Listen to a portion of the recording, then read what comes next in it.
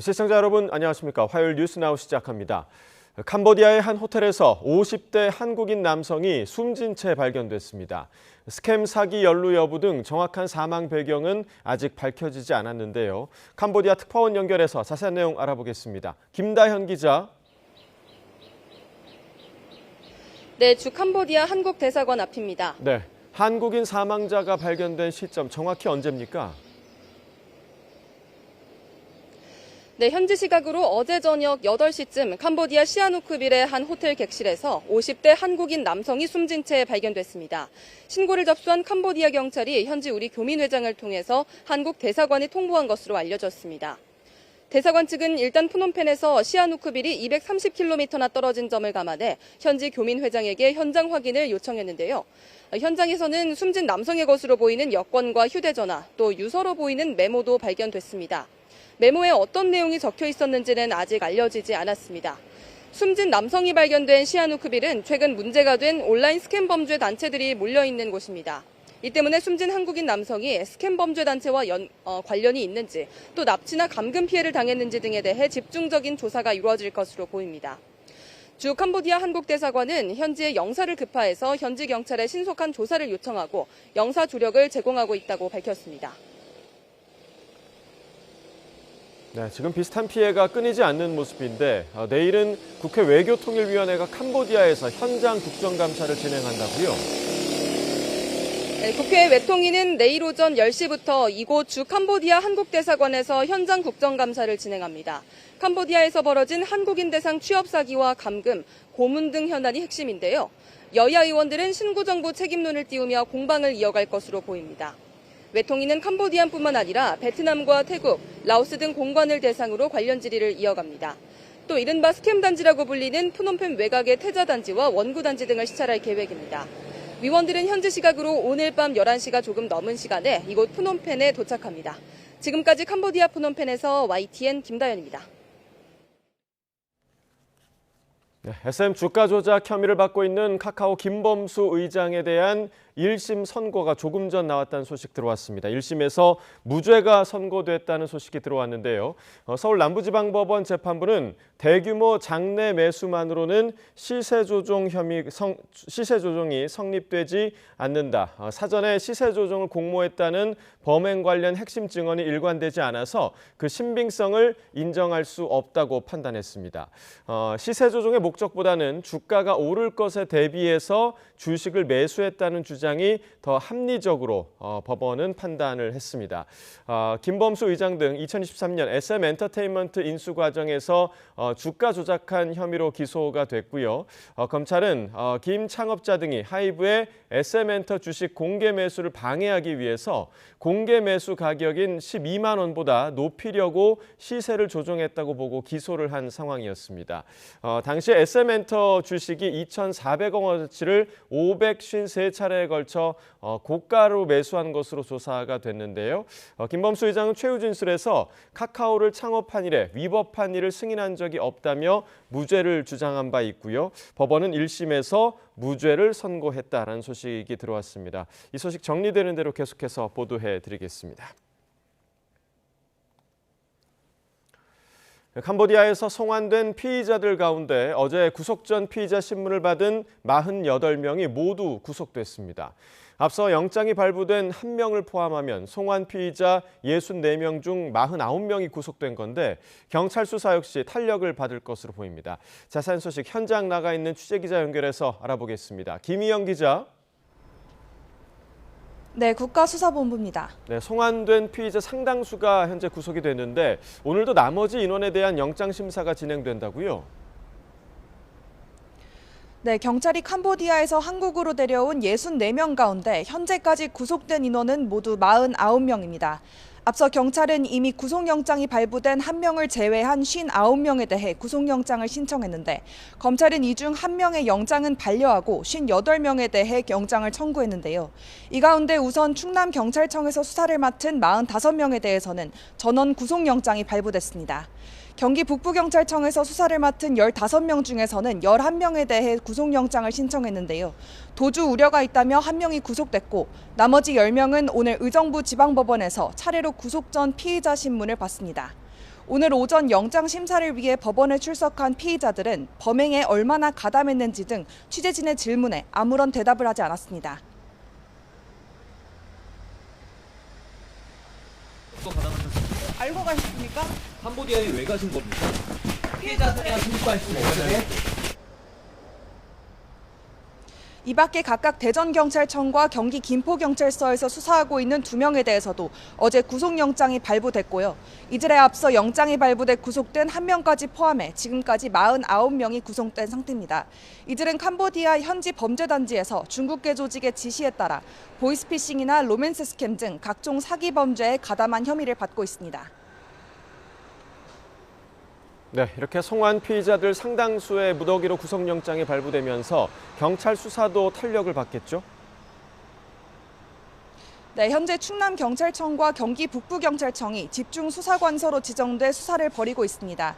충남경찰청은 지난해 말부터 지난 7월까지 발생한 로맨스 스캠과 리딩방, 보이스피싱, 노쇼 사기 범행에 대해, 경기 북부경찰청은 지난 3월부터 4월까지 발생한 로맨스 스캠 범행에 대해 수사하고 있는데요.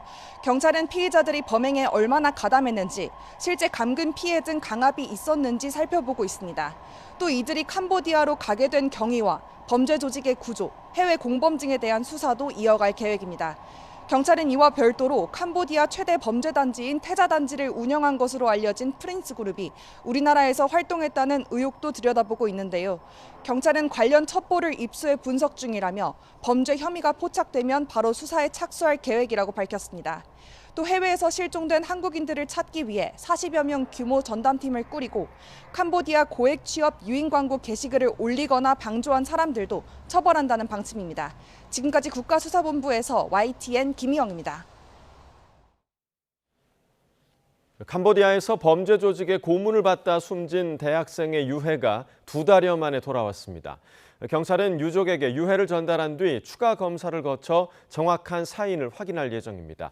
취재기자 연결해서 자세히 알아보겠습니다. 허성준 기자, 유해가 우리나라에 도착했다고요? 네, 오늘 오전 8시 10분쯤 캄보디아에서 숨진 대학생 22살 박모 씨의 유해가 인천공항에 도착했습니다. 유해는 해당 사건을 수사하고 있는 경북경찰청에서 인수해 유족에게 전달할 예정입니다. 유해를 실은 여객기는 경북청 수사관 등 부검에 참여한 관계자들이 함께 탑승했습니다. 박셰시 씨는 지난 8월부터 2달 넘게 캄보디아 현지 사원에 안치돼 있었는데요. 한국인 대상 범죄에 대한 국내 여론이 크게 나빠진 만큼 캄보디아 당국도 이례적으로 빠르게 유해 송환에 협조한 것으로 보입니다. 앞서 지난 8월 8일 박 씨는 캄보디아에서 숨진 채 발견됐습니다.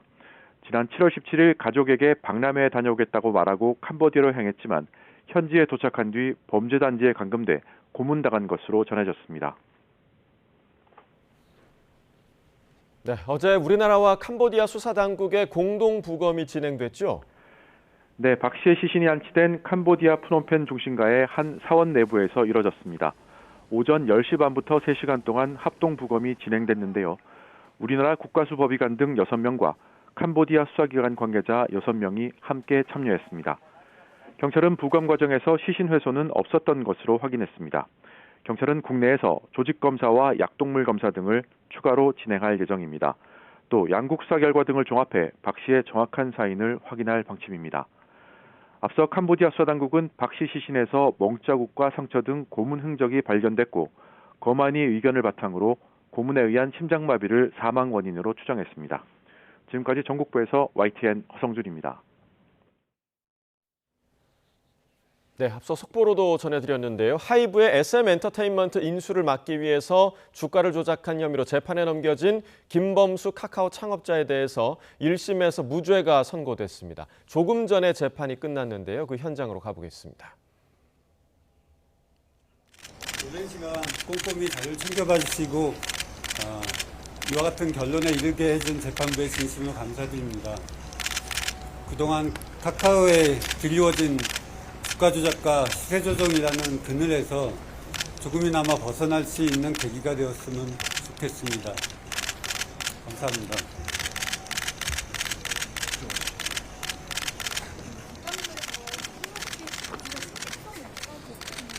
네, 김범수 창업자가 1심 재판을 마치고 지금 퇴정하는 모습을 함께 보고 계십니다. 김범수 창업자 무죄를 선고한 1심 재판부에 감사의 뜻을 전했고요. 그동안 있었던 주가 조작 또 시세 조종의 그늘에서 벗어날 수 있는 계기가 됐으면 좋겠다 하는 소감을 밝혔습니다. 앞서 재판부는 시세 조종으로 볼 만한 근거가 충분하지 않고 또 범행과 관련한 핵심 증언이 일관되지 않아서 그 신빙성에 의문이 있다라고 판단을 해서 1심에서 무죄를 선고했습니다. 앞서 검찰은 하이브의 공개 매수 가격보다 높이려고 시세를 조종했다. 그리고 SM엔터의 주식 2,400억 원어치를 고가 매수를 했다라는 혐의로 김범수 창업자를 기소한 바 있습니다. 1심 법원은 무죄로 판단을 했고요. 김범수 창업자는 재판부에 감사의 뜻을 전했습니다. 관련 소식 추가로 들어오는 대로 계속해서 전해드리겠습니다. 오늘 오전 9시 45분쯤 서울 중구 소공동에 있는 16층짜리 건물에서 불이 나 조금 전에 꺼졌습니다. 125명이 대피한 가운데 인명피해는 아직 확인되지 않았습니다. 사회부 연결해서 들어보겠습니다. 권준수 기자, 서울 도심에서 불이 났다고요? 그렇습니다. 불이 난 곳은 서울 중구 소공동에 있는 16층짜리 서울센터 빌딩입니다. YTN에 들어온 제보 영상을 보면 새까만 연기가 건물 위로 계속 번져나가는 모습을 볼 수 있습니다. 가까이에서 찍은 현장 모습에선 건물 1층과 2층 안에서도 시뻘건 불길이 타오르고 있는데요. 소방이 긴급 출동해 불을 껐습니다. 불이 시작된 건 오늘 오전 9시 45분쯤으로 건물 3층 리모델링 공사 현장에서 연기가 나기 시작했다는 신고가 들어왔습니다. 현장 대피 인원은 125명으로 집계됐습니다. 이 가운데 111명은 지상으로 바로 내려왔고 14명은 옥상으로 올라갔다가 구조됐습니다. 또 연기를 들이마신 3명이 현장에서 응급처치를 받았는데요. 구체적인 인명피해는 소방이 아직 확인하고 있습니다. 네, 소방이 우선 큰 불길은 잡은 거죠? 그렇습니다. 불이 난 지 40여 분 만인 오전 10시 반쯤에 큰 불길을 잡았고 조금 전인 오전 11시 20분쯤에 불을 모두 껐습니다. 잔불 정리가 완료된 건데요. 다행히 대응 1단계를 발령할 만큼 불이 크게 번졌던 건 아니라는 게 소방의 설명입니다. 소방과 경찰은 3층 엘리베이터에서 불이 시작된 것으로 추정하고 있는 가운데 소방당국은 정확한 화재 원인을 앞으로 조사해 나갈 계획입니다. 지금까지 사회부에서 전해드렸습니다. 3,800을 넘긴 코스피가 오늘 2%대 상승세를 보이며 또 장중 최고치를 경신했습니다. 시가총액 2위 SK하이닉스는 처음으로 50만 원 벽을 넘었는데요. 취재기자 연결해 증시 상황 알아봅니다. 류한홍 기자, 코스피 상승세가 대단한데 현재 얼마나 올라왔습니까? 현재 3,850선으로 살짝 밀려났습니다. 3,900선 앞에서 잠시 숨고르기를 하는 것 같습니다.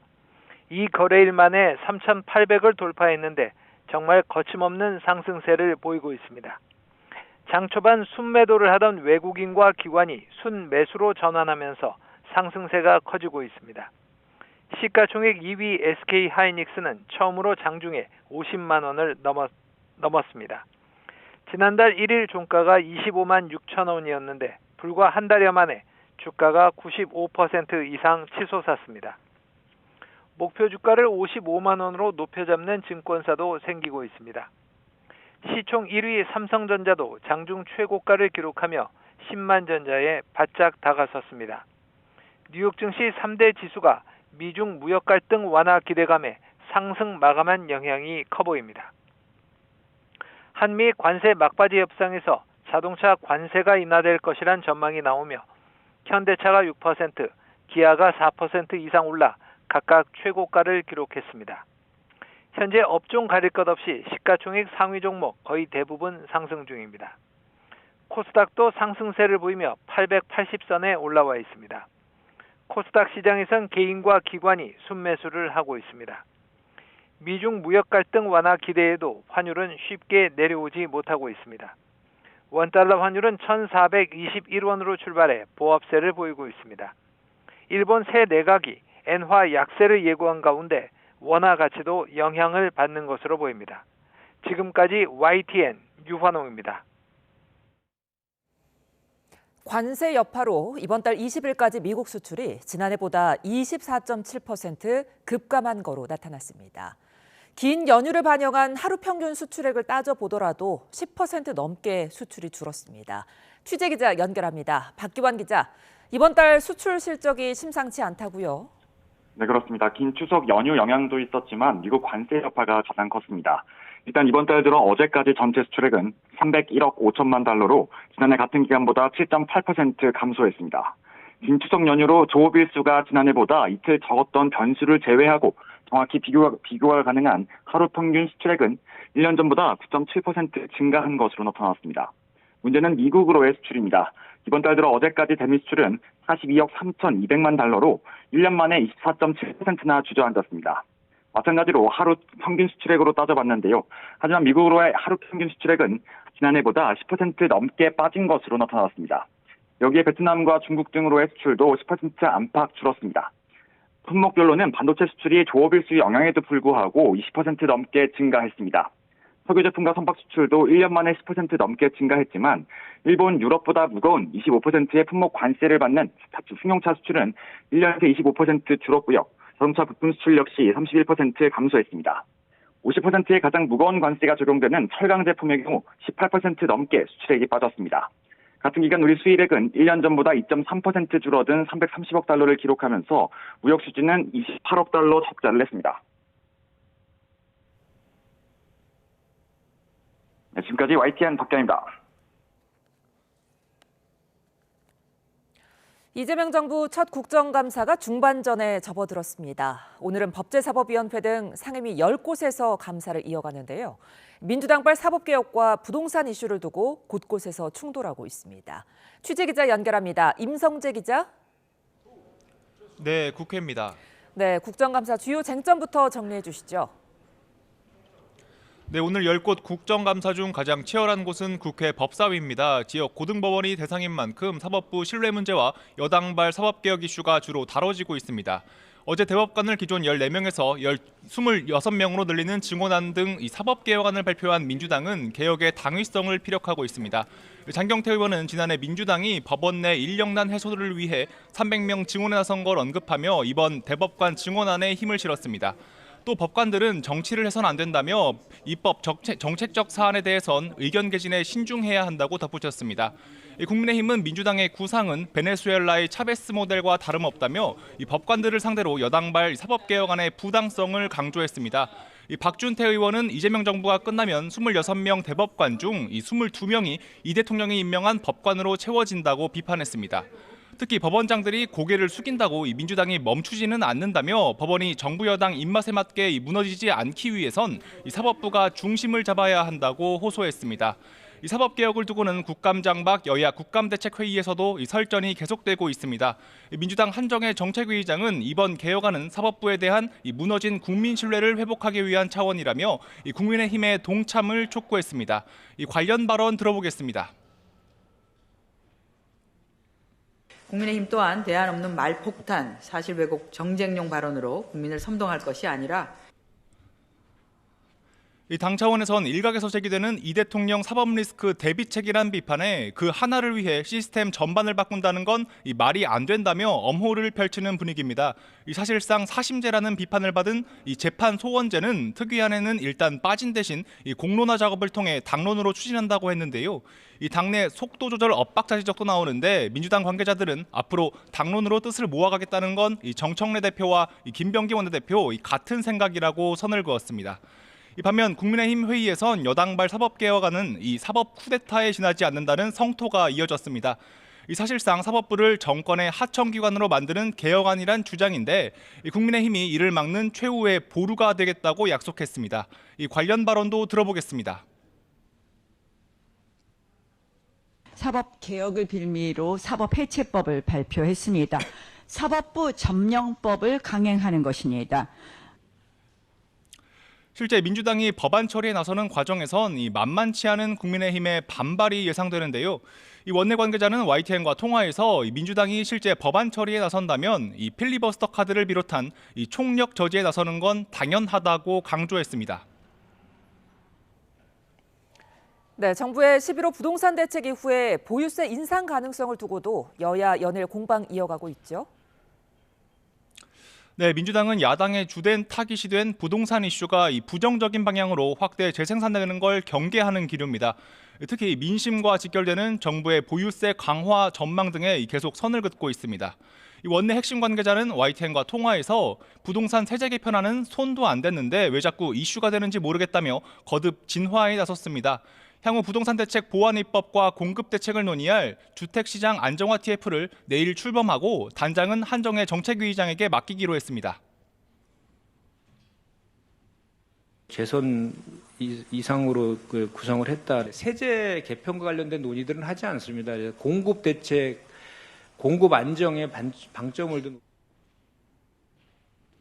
국민의힘은 그러나 부동산 대책 관련 정부 인사의 발언 등을 정조준하며 이 공세의 고삐를 더 조이고 있습니다. 송원석 원내대표는 아침 회의에서 나중에 집값이 안정되면 그때 사면 된다는 이상경 국토부 1차관의 이 최근 발언을 직격했습니다. 이 국민은 정말 열불나는 유체이탈 발언으로 받아들이고 있다며 이 국민의 대출은 다 틀어막고 이런 말을 하는 건 책임 있는 정부 당국자가 아니라고 비판했습니다. 이 관련 발언 들어보겠습니다. 여권 고위층은 자신들은 수십억 자산으로 경제적 이득을 누리면서 국민들에게는 전월세 난민으로 돌아가라.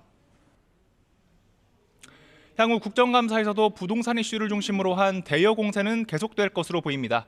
지금까지 국회에서 YTN 임성재입니다. 김건희 씨 관련 의혹을 수사하는 민중기 특별검사가 자신을 둘러싼 주식거래 논란에 대해 직접 사과했지만 논란은 여전히 이어지고 있습니다. 미공개 정보 거래 의혹을 규명하기 위해 민특검이 해당 주식을 매도한 시점을 밝힐지 주목됩니다. 취재기자 연결합니다. 안동준 기자. 네, 김건희 특검 사무실입니다. 네, 민특검이 어제 주식거래 논란에 대해 사과했죠? 네, 민중기 특별검사는 어제 언론 공지를 통해 개인적인 주식 거래와 관련한 논란이 일게 돼 죄송하다며 사과했습니다. 다만 주식 취득과 매도 과정에서 미공개 정보 이용 등 위법 사항이 없었다는 점을 분명히 말씀드린다고 덧붙였습니다. 하지만 민특검의 사과에도 의혹이 깔끔하게 해소된 건 아닙니다. 네오세미테크 오모 전 대표는 주식 거래가 정지될 거라는 사실을 인지한 뒤 자신이 차명으로 보유한 주식을 모두 팔아 손실을 회피한 혐의로 징역형을 선고받았는데요. 판결문에 따르면 당시 오 전 대표는 주식 거래가 정지되기 직전인 2010년 3월 3일부터 23일까지 총 4차례에 걸쳐 주식을 매각했습니다. 만약 오 전 대표와 학교 동문인 민특검이 비슷한 기간 주식을 매도한 사실이 밝혀진다면 미공개 정보 주식 거래 논란은 더 불거질 수밖에 없습니다. 이번 의혹을 계기로 김건희 특검에 대한 수사 정당성 논란도 커지고 있는 만큼 민특검이 주식 매도 시점과 경위에 대해 더 명확히 밝혀야 한다는 목소리가 나오고 있습니다. 네, 김건희 특검 수사 상황도 짚어주시죠. 네, 특검은 어제 김건희 씨 학폭 무마 의혹과 관련해 경기 성남교육지원청과 가평교육지원청을 압수수색했습니다. 이 특검이 해당 의혹으로 압수수색에 나선 건 이번이 처음이었는데요. 압수물 분석이 끝나고 나면 김승희 전 의전비서관 등 핵심 당사자들에 대한 소환 조사가 예정될 걸로 보입니다. 금거북이 매간매직 의혹의 당사자인 이배용 전 국가교육위원장은 어제 다리 골절 등 건강상 이유로 특검 소환 조사에 두 번째로 불응했습니다. 특검은 이 전 위원장 소환 일자를 다시 조율하면서 지난주 출석하지 않았던 비서 박모 씨에 대한 소환 일정도 다시 잡을 걸로 보입니다. 오늘 법원에서는 건진법사 전성배 씨에게 박창욱 경북도 의원의 공천 청탁을 전달한 브로커 김모 씨에 대한 보석 신문이 진행됩니다. 지금까지 김건희 특검 사무실에서 YTN 안동준입니다. 윤석열 전 대통령이 오늘 열린 체포방해 혐의 재판에도 출석하지 않았습니다. 최상병 특검은 임성근 전 해병대 1사단장에 대해 전격 구속영장을 청구했습니다. 현장 취재기자 연결합니다. 이경국 기자. 네, 내란 특검에 나와 있습니다. 네, 어제 이어 오늘도 윤 전 대통령 재판이 잡혀 있죠? 네, 오늘 오전부터 내란 특검이 기소한 윤 전 대통령 체포 방해 혐의 4차 공판이 진행되고 있습니다. 윤 전 대통령은 어제 열렸던 내란 우두머리 혐의 재판에 이어서 오늘 재판에도 불출석해서 걸석 재판이 진행 중입니다. 오늘은 지난 기일에 이어 김신 전 대통령 경호처 가족부장에 대한 증인 신문이 이루어지고 있습니다. 김 전 부장은 앞서 지난 재판에서 윤 전 대통령 체포 뒤인 지난 2월 김건희 씨가 한 경호관에게 총기를 갖고 다니면서 뭐 했느냐며 불만을 토로했다고 증언한 인물이기도 합니다. 경호처내 강경파로 분류됐던 이광우 전 경호본부장도 오늘 법정 증언대에 설 예정입니다. 네, 최상병 특검 수사 상황도 짚어보죠. 특검이 임성근 전 사단장 신병 확보에 나섰죠. 맞습니다. 최상병 특검이 오늘 오전 임성근 전 해병대 1사단장에 대한 구속영장을 전격 청구했습니다. 특검은 임 전 사단장이 최상병 소속 부대의 부대장이었던 만큼 업무상 과실치사상 혐의를 적용했고요. 또 작전 통제권이 없는데도 임 전 사단장이 수색과 관련한 구체적인 지시들을 한 것으로 보고 군형법상 명령 위반 혐의도 함께 적용했습니다. 특검이 부대원 등을 조사한 결과 임 전 사단장이 사고 발생 직후부터 진술 회유를 시도했다면서 증거인멸 우려가 크다고 판단했다고 설명하기도 했습니다. 그리고 YTN 취재 결과 임 전 사단장이 자신과 구명로비 핵심 인물인 이종호 전 블랙펄 인베스트 대표와의 친분 관계를 증언했던 배우 박성웅 씨에게 직접 연락을 취했던 사실도 확인이 됐습니다.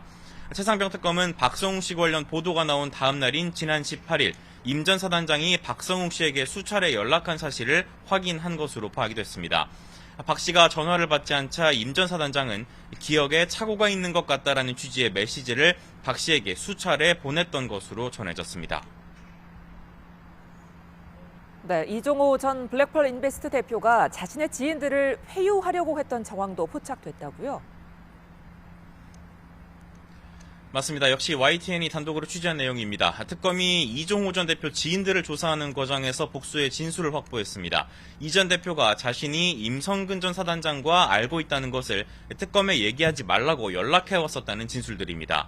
특히 이 전 대표가 연락한 시점은 구속영장 심사 직전인 지난 8월 1일과 4일인 것으로 특정이 됐습니다.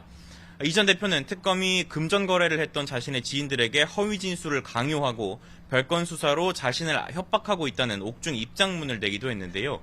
특검은 구명로비 의혹 수사를 위해서 금전 거래 내역을 당연히 조사해야 하고 문제가 있다면 법적 조치가 필요할 수도 있다면서 입장문은 이종호 전 대표의 일방적인 주장일 뿐이라고 일축했습니다. 지금까지 내란 특검에서 전해드렸습니다. SM엔터테인먼트 주가 조작 혐의를 받는 김범수 카카오 창업자가 1심에서 무죄를 선고받았습니다. 취재기자 연결해 자세한 내용 들어봅니다. 양동훈 기자, 선고 내용 전해주시죠.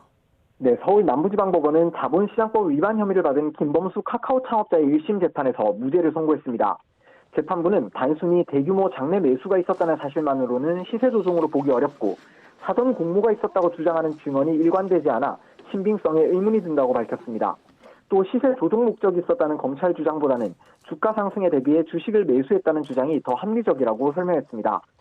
김 창업자는 재작년 2월 하이브가 SM엔터테인먼트를 인수하기 위해 주식 공개 매수에 나서자 이를 저지하기 위해 시세를 조종한 혐의로 재판에 넘겨졌습니다.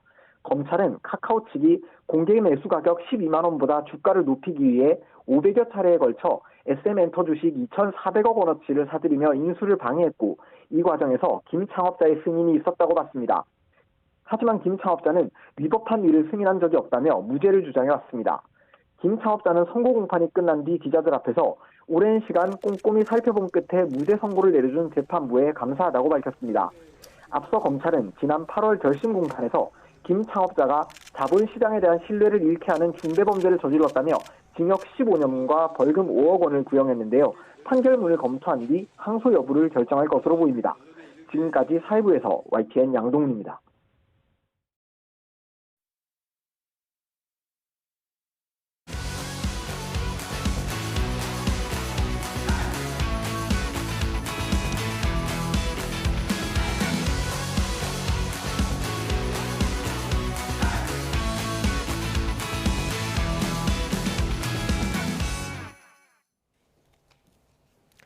이십 년 만에 국내에서 열리는 아시아태평양 경제협력체 APEC 정상회의가 열흘 앞으로 다가왔습니다.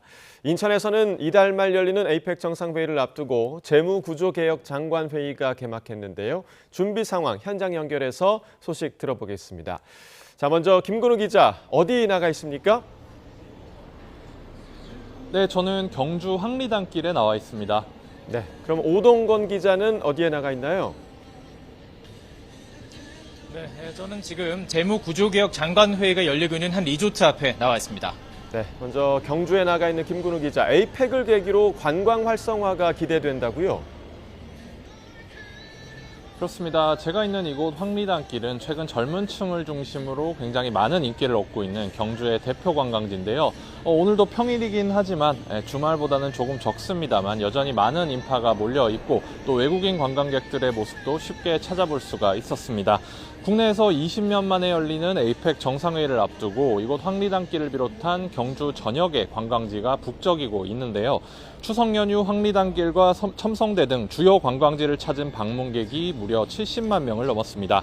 유네스코 세계문화유산인 불국사는 53만 명 넘게 다녀간 거로 확인됐는데요. 지역 상인 이야기를 들어보니 에이펙 개최를 계기로 방문객이 늘어난 게 확실히 체감된다고 합니다. 행사를 앞두고 호텔과 모텔 등 숙박시설 대부분 일찌감치 예약이 끝났는데요.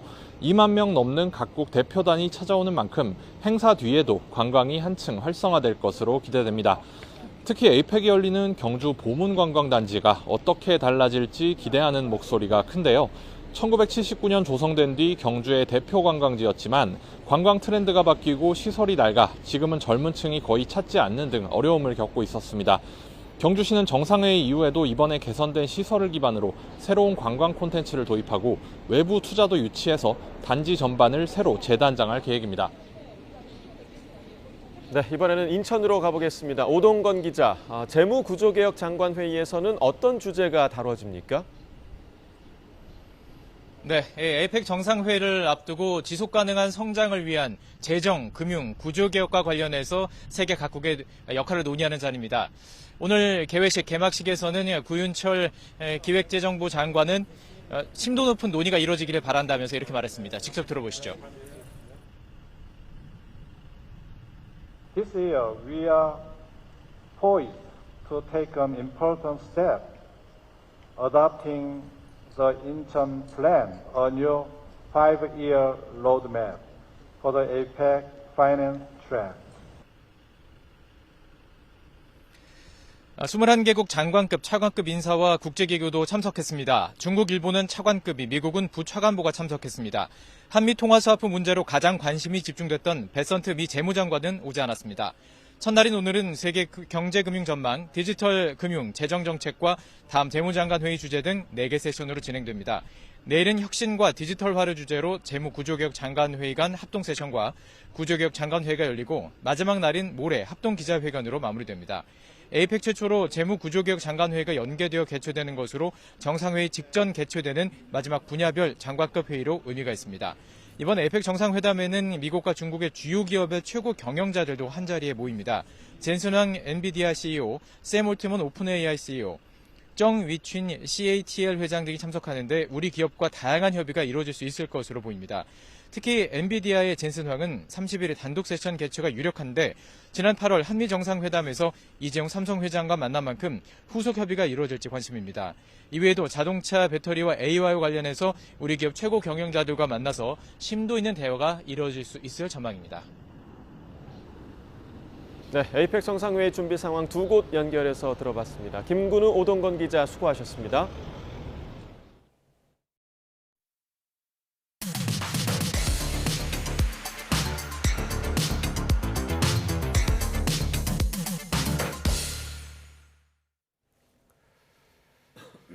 각이 살아있는 정치평론 시사정각 시작합니다. 오늘도 각이서는 두 분을 모셨습니다. 김상일 정치평론가, 최진영 변호사와 이야기 나눠보겠습니다. 어서 오십시오. 네, 안녕하십니까. 자, 어제부터 서울과 경기 일부 지역이 토지거래 허가구역으로 지정이 됐고요. 또 곳곳에서 이로 인한 혼선도 빚어지고 있는데 이런 가운데 국토부 이상경 차관의 발언이 도마 위에 올랐습니다. 어떤 내용인지 들어보시고 이야기 나누겠습니다. 해석은 좀 다를 수 있지만 저희가 봤을 때는 어쨌든 현금을 동원력이 좋은 분이 극단적으로 말해서 내가 돈이 많다 그러면 그저와 관계없이 집을 살 수 있는 거고 내가 가진 현금은 요거밖에 없는데 지금 살려고 하니까 그런 스트레스를 받는데 만약에 저희가 시장이 안정화되고 그 안정화돼서 집값이 떨어지면 뭐 그 혜택은 당연히 이제 굳이 고려 안 해도 되잖아요. 집값 자체가 내려가 버리니까. 근데 만약에 가격이 유지가 되면 내 소득이 또 계속 또 벌게 되면 그 돈이 또 쌓이면 또 그때 가서 사면 되거든요. 그 돈을 모아서 지금 집을 살려면 200년 모아야 됩니다. 지금 집값 올라가는 속도로 보면 200년 뒤에 집 사라는 소리인데 그건 말도 안 되는 이야기인 거고요.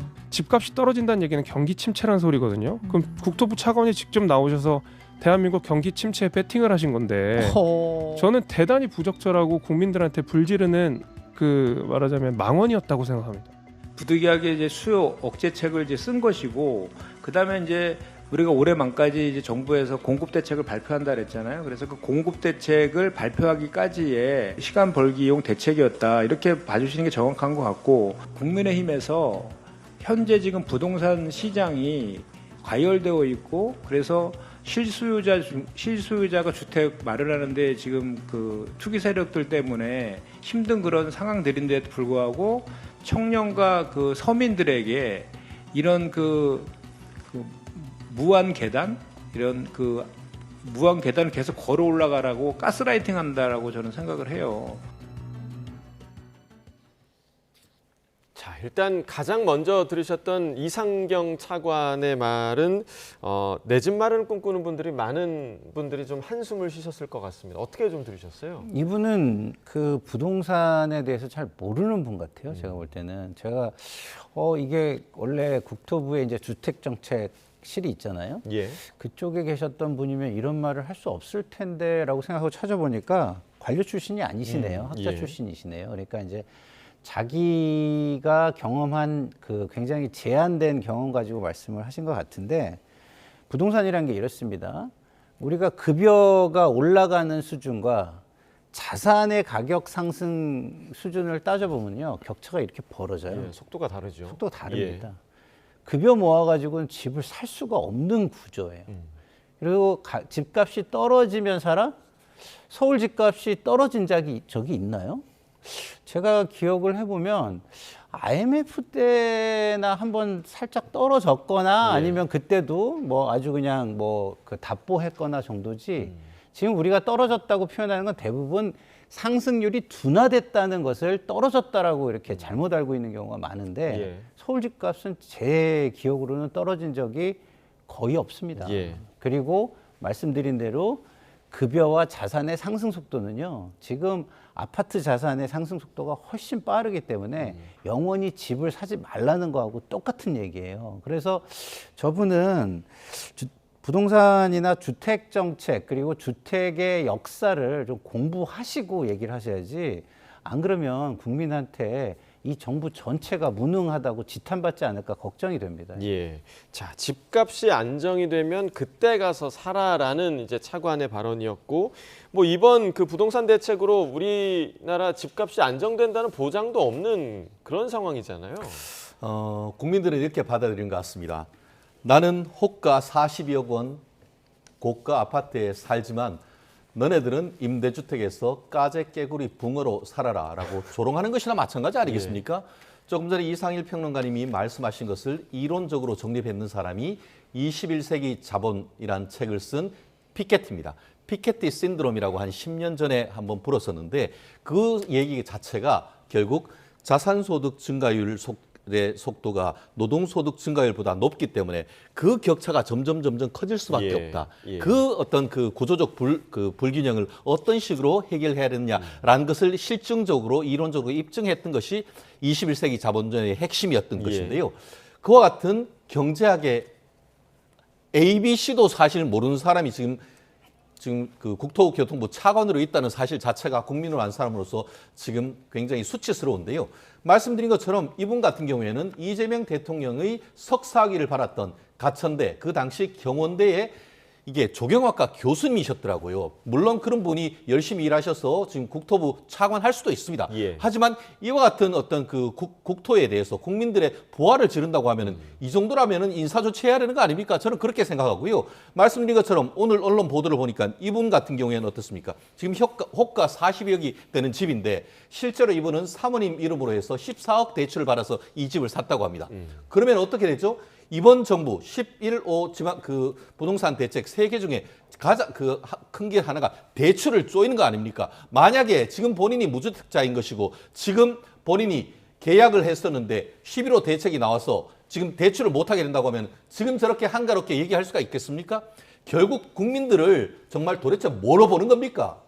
네, 지금 뭐 저희 이제 앞서 녹취에서 김재섭 의원도 200년을 모아야 된다라고 얘기를 했고요. 지금 뭐 야권에서도 지금 이 이상경 차관의 발언에 대해서 맹폭하고 있는 그 이유가 그리고 많은 국민이 반발하고 있는 이유가 지금 방금 전에 최 변호사님께서 말씀해 주신 본인은 대출 받아서 좋은 집에 사는데 돈 모아서 살아라고 얘기하는 이 부분인 것 같아요. 그러니까 이 부동산 얘기를 누가 하느냐도 상당히 좀 중요하다 이런 생각이 들거든요. 그렇죠. 이게 내 문제 아니라고 함부로 얘기하네 이렇게 느껴질 가능성이 굉장히 높잖아요. 그렇기 때문에 일단은 공무원은 국민 입장에 들어가서 현장에 가보고 현장을 인식한 현장 정책을 해야 돼요. 탁상 정책을 한다는 게 그냥 보여지는 겁니다. 저게. 예.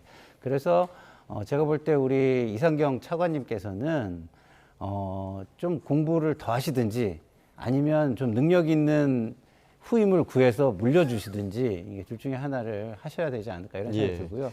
그리고 여담입니다만 지방선거가 다가오기 때문에 드리는 말씀인데 제가 사실은 제 이름 성 틀려도 그거에 대해서 지금까지 아무 얘기 안 했는데 이제 지방선거가 다가오잖아요.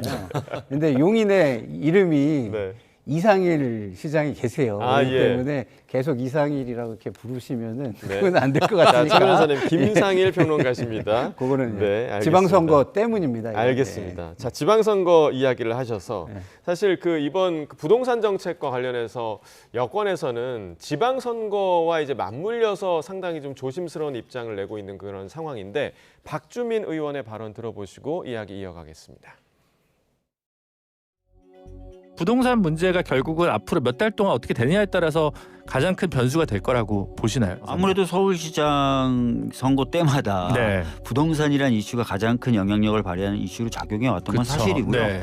또 그만큼 또 서울 시민분들이 이 주거 문제 때문에 힘든 것도 사실이거든요. 그래서 공급 관련된 추가 대책이 나올 것이다. 그리고 아까 말씀드렸던 대로 민간도 좀 더 공급을 원활하게 하고 공공도 좋은 입지에서 좋은 브랜드의 또 좋은 환경의 주택을 빨리 공급하는 방법들을 저희들이 이미 어느 정도 갖고 있기 때문에 그런 것들 좀 발표하면 부동산 시장 안정에 상당한 도움이 되지 않을까 그렇게 생각합니다.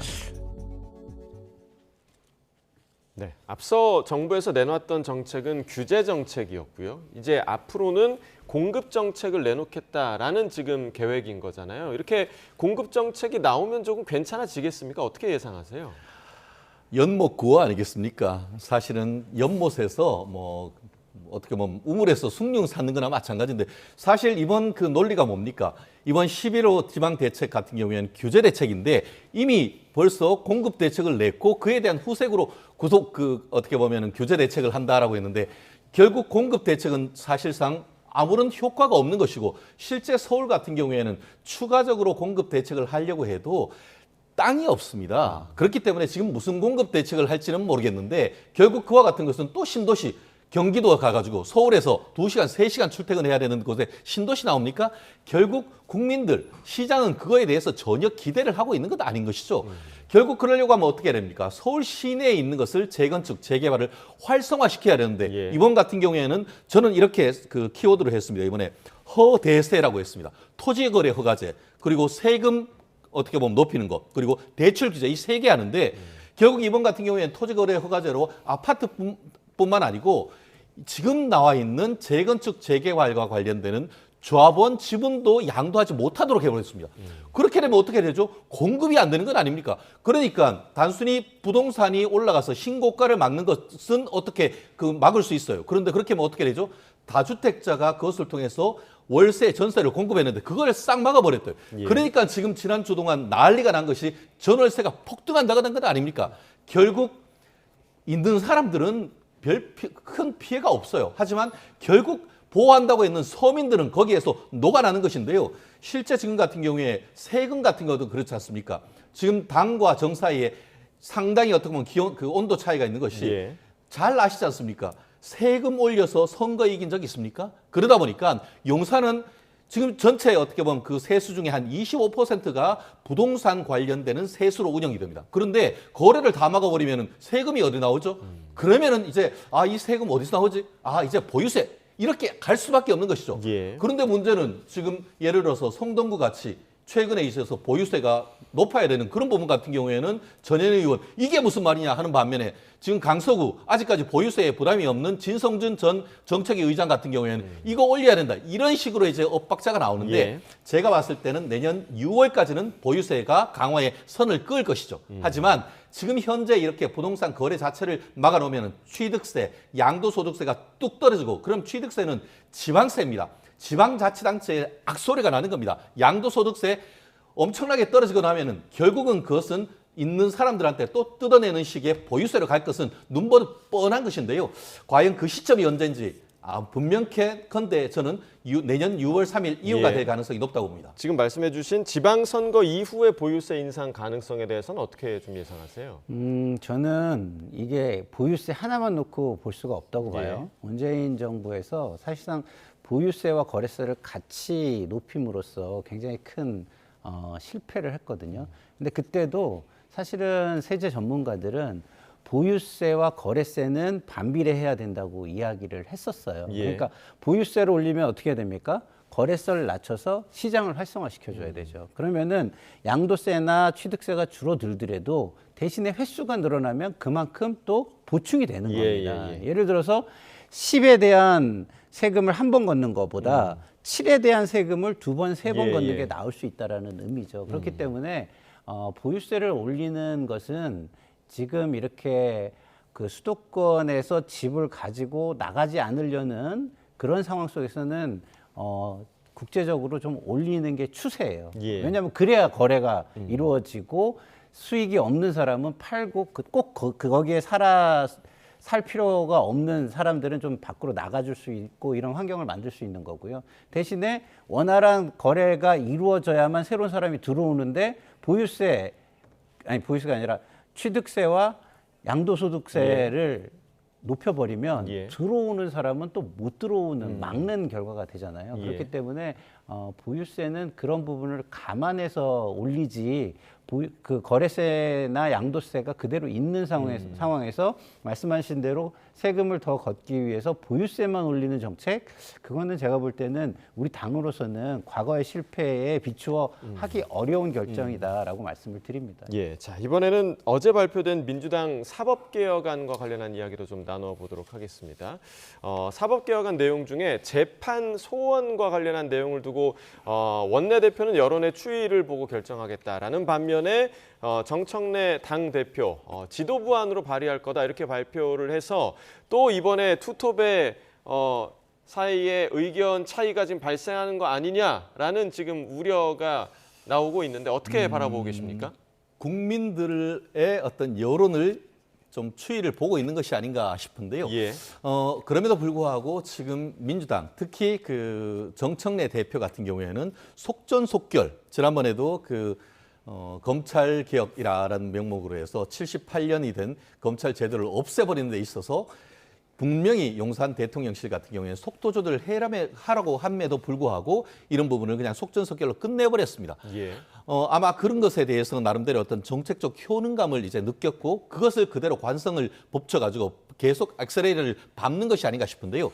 검찰과 사법부는 국민이 느끼는 것이 사뭇 다르다라고 생각합니다. 그렇기 때문에 어제 같은 경우에 말씀하신 것처럼 지금 그 대법원을 그 대법관을 2배로 늘리는 것을 하고 나아가 재판 소원 그러니까 예. 실질적으로 이제 대법원 위에 헌법재판소를 올리는 이런 식으로의 어떤 제도 개선을 한다라고 하지만 민주당 내에서도 상당한 반발이 있는 것으로 알고 있습니다. 예. 결국 최후의 승자는 변호사입니다. 저희 입장에서는 3심으로 끝나는 것이 아니고 3세판이 아니고 4세판 해서 가자고 하면은 그것은 나름대로 새로운 시장이 개척된다고 좋아합니다. 하지만 그 사이에 녹아나는 것은 국민이란 것, 정말 그런 부분을 놓치지 않았으면 합니다. 예, 이 두 가지 축, 재판 소원 그리고 대법관 증원 이 두 부분 좀 어떻게 바라보고 계세요? 재판 소원을 하려면은 개헌해야죠. 우리는 이제 재판은 법원에서 3심으로 한다고 지금 예. 되어 있기 때문에 그리고 또 재판 소원이라는 게 그 위헌을 따지는 거라면 일리가 있을 수 있지만 위헌을 따지는 게 아니라 이 재판이 잘 됐냐 안 됐느냐를 따지는 거라면 그러니까 대법원의 판단을 다시 한번 그렇죠. 판단을 다시 한 받아보는 받는 거잖아요. 거라면 예. 이거는 제가 볼 때는 좀 위헌 소지가 굉장히 강할 수밖에 없는 거라고 예. 보기 때문에요. 모르겠습니다. 저는 이것이 모든 제도가 그렇지만 국민들에게 충분히 알리고 어느 정도 동의를 구하는 과정이 있어야지 되는 것이지 예. 검찰개혁도 지금 검찰이라는 이름을 없앴잖아요. 근데 좀 아까 이제 정책적 효능감이라는 표현을 쓰셨는데 예. 일부 강성 뭐 정치 지도자들은 정치적 효능감을 느꼈는지 모르지만 정책적으로 국민들이 어떤 효능감을 지금 느끼고 있는지는 저는 좀 의문이에요. 예. 의문이기 때문에 이 현장에서의 정책적 효능감을 체감할 수 있도록 구체적인 결과로 만들어내는 작업을 해야지 예. 이게 후폭풍으로 다가오지 않을 것이다. 정당은 선거를 하는 조직인데 선거 때 이런 후폭풍이 나타난다고 하면은 사실은 감당이 안 되거든요. 예. 그래서 저는 조금 더 좀 폭넓은 공론회장을 마련하는 노력을 지도부가 했으면 좋겠다는 생각이 들고요. 그리고 또 하나 제가 정청래 대표한테는 이런 말씀을 좀 드리고 싶어요. 김병기 원내대표가 하루 전에 당론으로 발의하지 않고 당 사기특위안으로도 발하지 않는다라고 예. 얘기했어요. 그렇죠. 그 다음 날 얘기를 하면은 이거를 좀 알고 원내대표하고 상의해서 어제 그렇게 말씀하셨는데 제가 이렇게 얘기를 해도 되겠습니까? 그러면 이제 좀 의논해가지고 어제 뭐 원내대표 이렇게 얘기했지만 그건 이런 차원에서 나온 거고 저는 이런 차원으로 말씀드립니다. 이래야 오해가 없잖아요. 그러니까 최소한의 소통은 있어야 하지 않냐. 예. 근데 뭐 소통이 있었는지 없었는지 예. 제가 잘 모르지만 전날 얘기한 걸 바로 뒤집듯이 이렇게 얘기하면 우리가 속된 말로 매기는 거잖아요, 이게. 그렇기 때문에 저는 정청래 대표가 하루 전에 원내대표 얘기를 이렇게 그냥 무시하듯이 하는 건 좀 맞지 않는다 이런 예. 말씀을 드립니다. 자, 그리고 어제 법사위 서울고등법원 국정감사에서는요. 이 대통령의 임기 내 파기환송심 재판을 진행하는 게 가능하냐 이런 질의도 나오기도 했는데요. 그 내용도 잠깐 보고 오겠습니다. 이번에 파기환송심 언제 마무리하실 겁니까? 지금 공판기일 추후 지정하겠다 이렇게 발표했죠? 예, 그렇게 알고 있습니다. 이재명 정부 중에도 언제든지 재판은 다시 기일을 잡아서 할 수 있는 거죠? 이론적으로는 그렇습니다. 현실적으로도 불가능하지 않죠? 예, 불가능한 건 아닙니다. 예. 헌법 84조에 의해서 소추받지 아니한다. 내란 외연을 제외하고는 이 부분에 대해서 서울고등법원장님께서 재량사항이다. 진행 가능하다라고 하신 진행이 가능하다고 하신 건가요? 말씀드린 건 아니고요.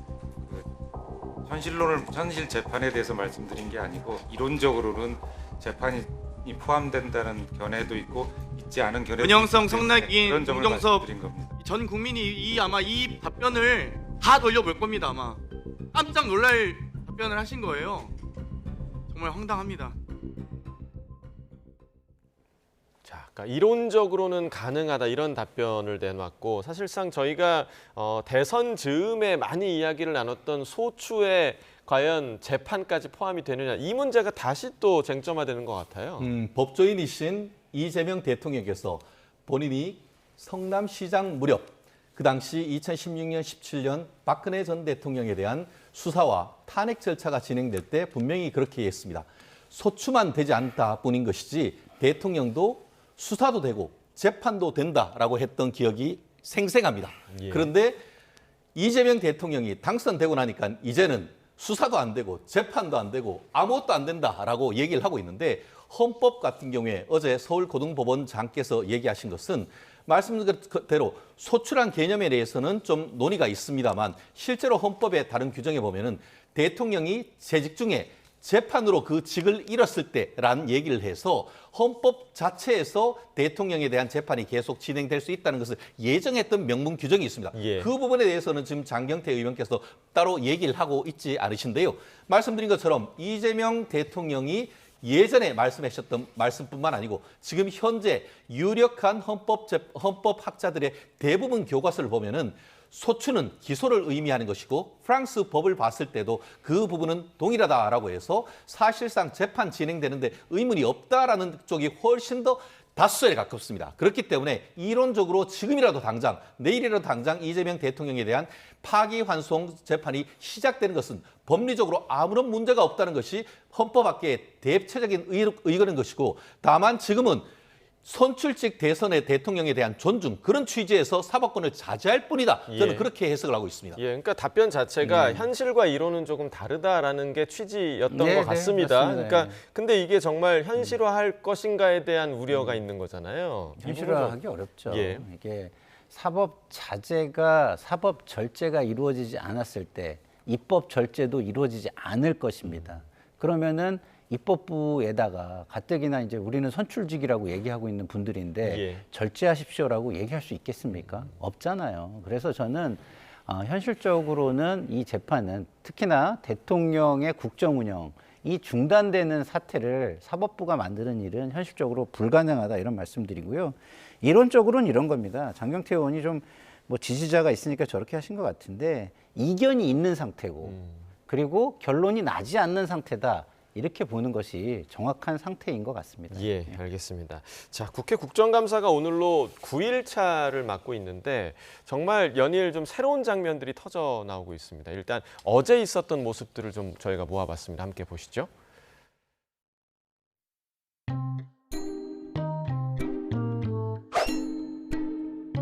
최근에 김충식 씨가 공개적인 석상에서 새로 만나는 내연녀로 알려진 여성은 나경원 모릅니다. 나경원 의원은 언니가 없습니다. 나경원 의원은 언니가 없습니다. 언니가 없습니다.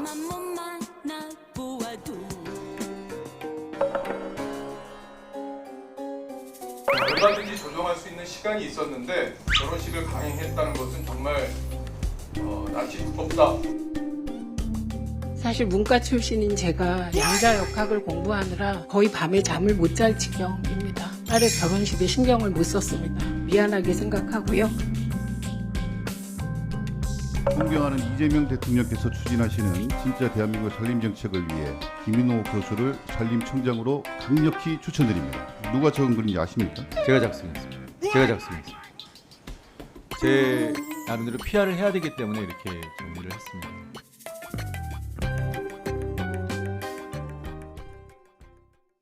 자, 어제 8일차에 좀 눈에 띄는 발언들을 저희가 모아봤는데 일단은 뭐 최혁진 의원의 여러 가지 강성 발언 같은 경우는 지금 뭐 지지자들을 향한 것이다라는 분석을 저희 언론에서는 하고 있는데 실제로 이게 효과가 있는 거라고 보세요?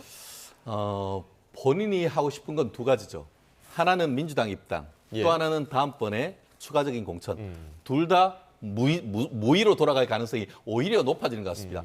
아마 민주당 내에서도 저분이 왜 저러나 할 겁니다. 모든 어떤 의혹을 제기할 때는 근거가 있어야 되는 것인데 네. 지난번에 제기했던 의혹도 근거가 없는 것이고 이번 같은 경우에도 나경원 의원과 관련해 가지고 뭔가를 얘기를 했는데 나경원 의원은 언니가 없다는 것을 몇 번 얘기를 하는데 그걸 얘기한다는 것은 지금 저것이 봉숭아 학당도 아니고 유치원도 아니고 도대체 뭡니까? 민의의 장에서 저와 같은 일을 한다는 것은 정말 무책임하다라고 생각을 하고요. 정말 저와 같은 일들이 진실이라 생각을 하시면은 본인이 방탄복 입고 거기서 하지 마시고 나오셔서 YTN이건 아니면은 일반적인 자리에서 한번 저렇게 해보십시오. 과연 그렇게 할 수가 있겠습니까?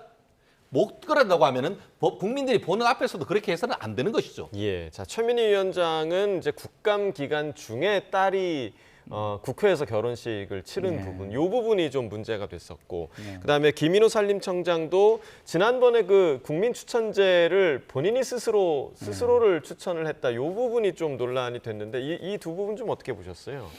일단은 최민희 의원은 갑이잖아요.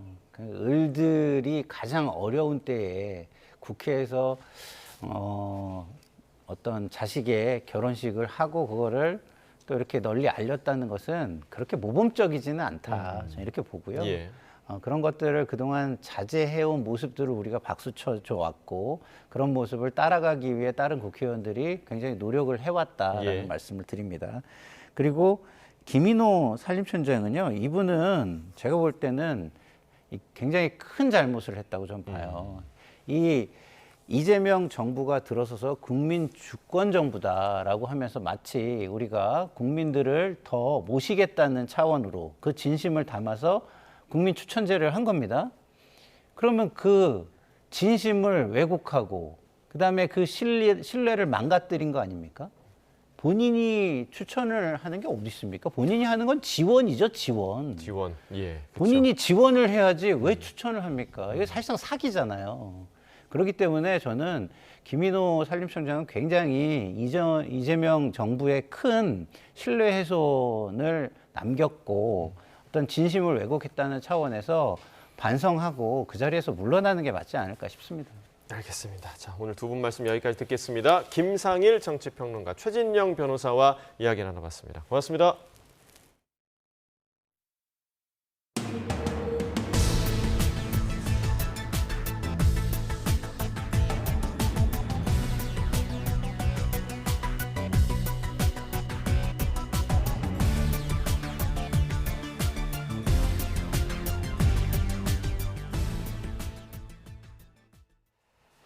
이틀째 초겨울 날씨가 이어지는 가운데 오늘 아침은 어제보다 더 추웠습니다. 특히 파주는 대관령보다 더 낮은 영하권으로 떨어지며 서리까지 관측됐습니다. 김민경 기자가 취재했습니다.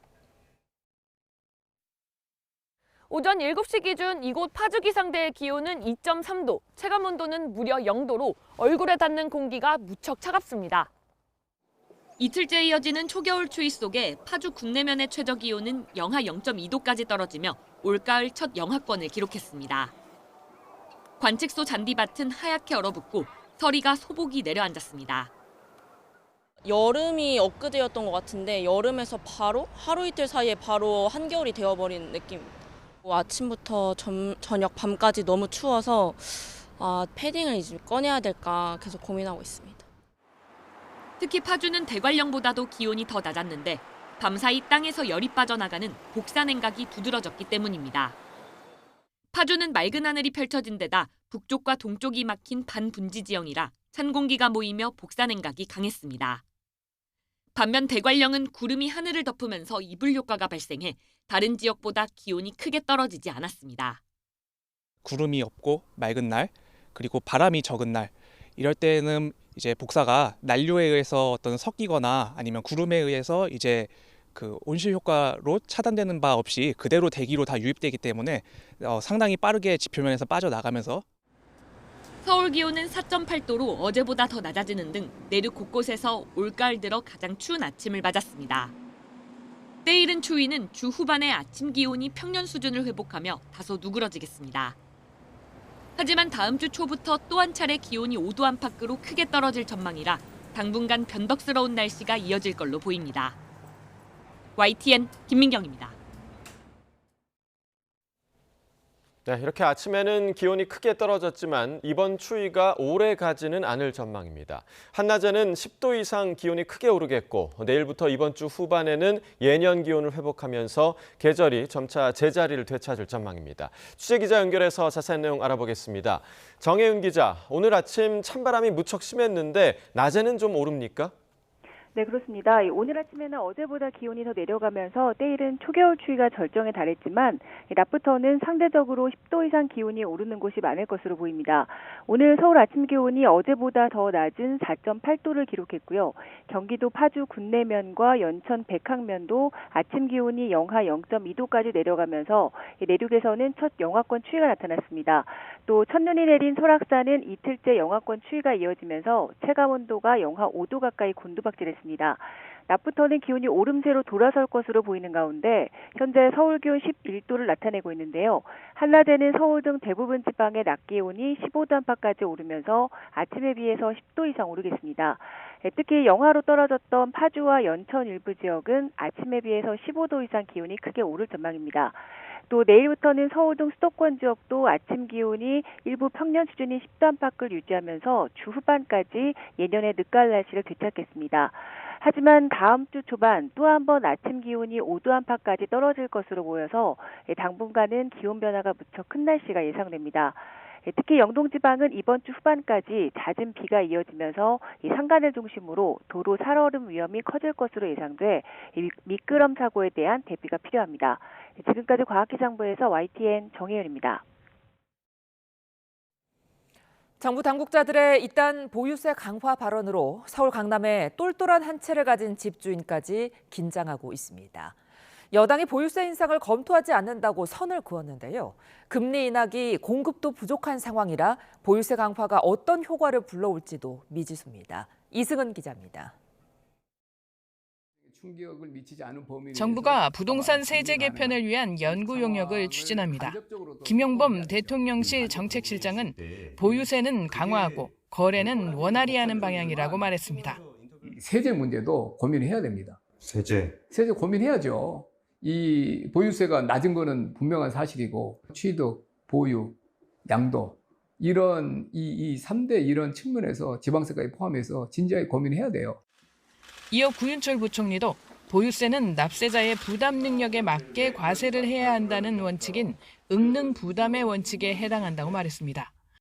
그러면서 보유세는 낮고 양도세는 높다 보니 집을 들고 있는데 부담이 크면 집을 팔 것이라고 말했습니다. 또 미국처럼 재산세를 평균 1% 매긴다고 치면 집값 50억이면 1년에 5천만 원씩 보유세를 내야 하는데 웬만한 연봉의 반이 날아가면 안 되지 않느냐고 언급하면서도 다주택뿐만 아니고 한 채의 고가 주택 같은 경우도 봐야 한다고 말했습니다. 시장이 술렁이자 여당은 보유세 인상은 아직 논의하고 있지 않다고 선을 그었고 기재부도 부총리가 기자 질문에 대한 예로 미국 사례를 들었을 뿐이라며 용역은 올해 결과가 나오기 쉽지 않을 것이라고 밝혔습니다. 내년 6월 지방선거를 의식해 공식 입장을 자제한 것으로 보입니다. 이미 다주택자들을 중심으로는 내년 5월 9일 양도세 중과 유예가 끝나기 전에 집을 물려주는 움직임이 나타나고 있습니다.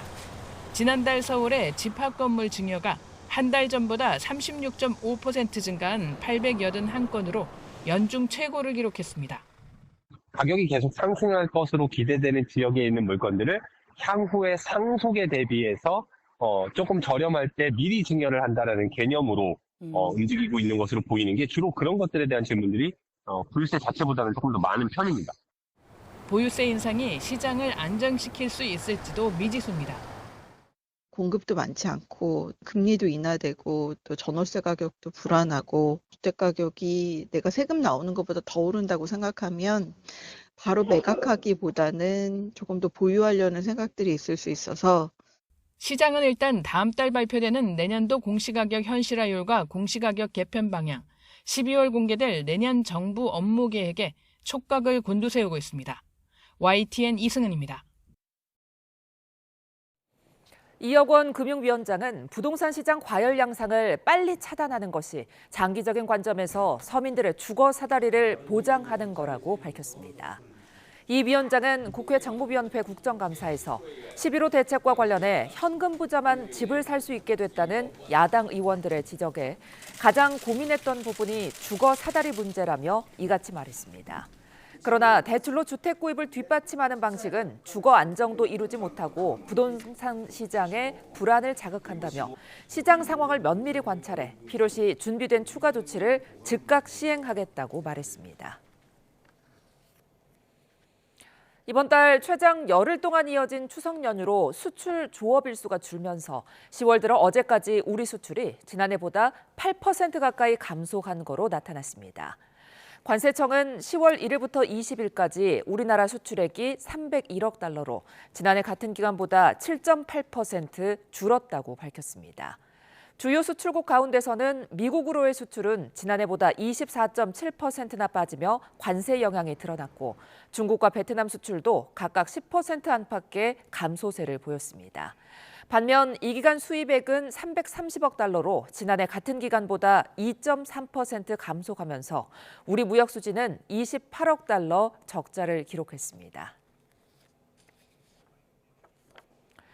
올해 우리나라 구매력 평가 기준 1인당 GDP, 국내 총생산이 타이완보다 2만 달러가량 낮을 것이란 IMF, 국제통화기금 분석이 나왔습니다. 한국은행에 따르면 IMF는 지난 15일 발표한 세계 경제 전망 보고서에서 올해 우리나라 구매력 평가 기준 1인당 GDP를 6만 5,080달러로 전망했습니다. IMF는 같은 보고서에서 타이완의 올해 구매력 평가 기준 1인당 GDP를 우리나라보다 2만 47달러 높은 8만 5,127달러에 달할 거로 전망했습니다.